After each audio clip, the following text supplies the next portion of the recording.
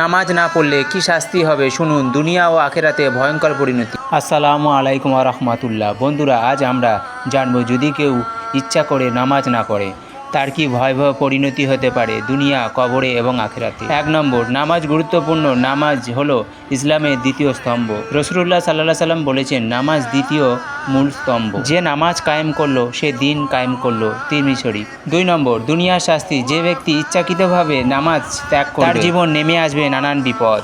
তার রিজিকে বরকত থাকবে না, মনের মধ্যে অশান্তি আর দুশ্চিন্তা, দোয়া কবুল হয় না, চেহারা নূর থাকে না, বিপদ আর সংকটে জর্জরিত হয়ে পড়ে। 3 নম্বর, কবরের শাস্তি। নামাজহীন ব্যক্তির কবরে ভয়ঙ্কর শাস্তি সম্মুখীন হতে হবে। হাদিসে এসেছে, কবরে এমনভাবে তাকে চেপে ধরবে হাড় গুঁড়ো হয়ে যায়।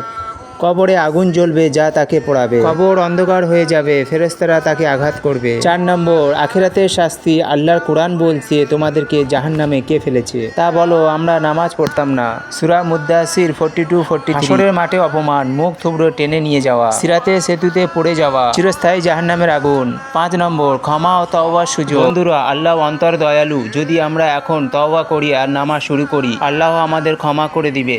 এখনো সময় আছে, প্রতিদিন 5 ওয়াক্ত নামাজ পড়ি আর জাহান্নামের আগুন থেকে নিজেকে রক্ষা করি। শেষ কথা, নামাজ হলো জান্নাতের চাবি। যারা নামাজকে কায়েম করে আল্লাহ তাদের জন্য জান্নাতের দরজা খুলে দেন।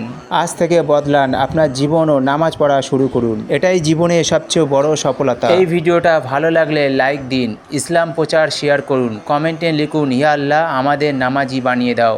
আসসালামু আলাইকুম ওয়া রাহমাতুল্লাহ।